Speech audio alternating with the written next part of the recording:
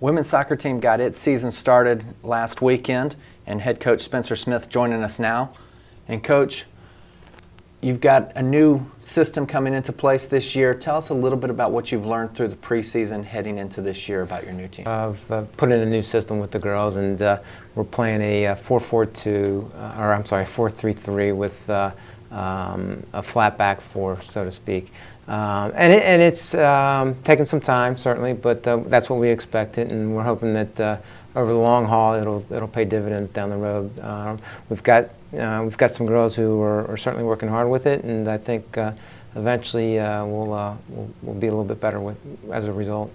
Tricia Vinsel, one of the leading players coming back, one of your seniors, how has she been instrumental in helping the transition along? She's been great. Tricia is you know, first off, she's got a very good work ethic. She wants to do well. She really cares. She's our captain, one of our captains, and has been a very good leader. Having said that, she also, as a player, is a quality player and has a little bit of speed and pace, and you know, can expose the defense with that. So she's been great through the transition and has been one of our better players. In the midfield, Allie Vanderwater seems to be one of those creative players that can help really move the team forward and get into the attack. Sort of tell us what she's meant to the program. Allie, yeah, exactly. I mean, you said it very well. She's got very good vision. She's creative with the ball at her feet. She sees things that other players don't see.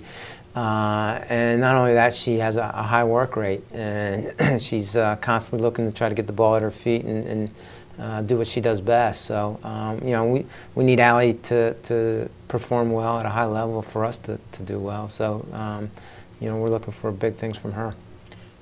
On the defensive end, that seems to be one of the places where you've got a little bit of experience. It's a pretty young team, but a little bit of experience in that back four. We do have some experience, but having said that, we're putting in a new system back there, which is an inexperience for all of them, quite honestly. They've played with a deep sweeper in the past, and we're you know, putting a new system in, which is new to a lot of the girls. So it's going to take some time for them. Courtney Durbin and Katie Perkinson have been playing center back for us, so we expect, you know, for those two to do well for us. And got two returning goalkeepers. So tell us how that competition's playing out. Yeah, two competent goalkeepers at that, and both of them have done well.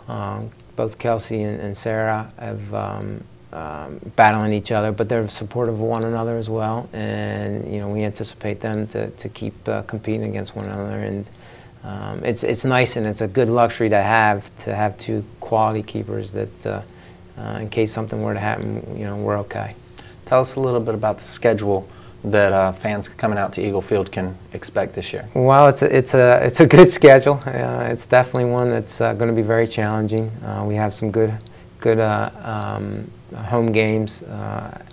We have our Winthrop Invitational Tournament, which was with App State and Marshall, and then we have Georgia State in between, and we play get into the meat of our conference schedule, which was always going to be challenging. And we finish up with Charleston Southern and Coastal the last weekend of the season, and that could be an important weekend, certainly. You're trying to play to get into the conference tournament, and those two games at the end of the season could dictate some things.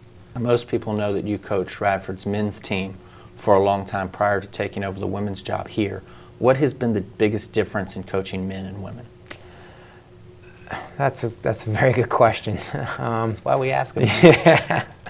Well, there are a number of things that stand out to me. With the women, you have to be a little more precise in what you want from them. The women will be, I think, a lot of times harder workers, and they are very coachable. Sometimes the men aren't quite as coachable.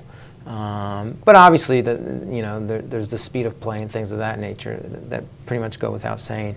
But you know, I think overall, you know, soccer is soccer, and whether it's guys or girls, they want to do well, and they want to do the best that they can do. And what would it take for this year to be a success for you? It's first year.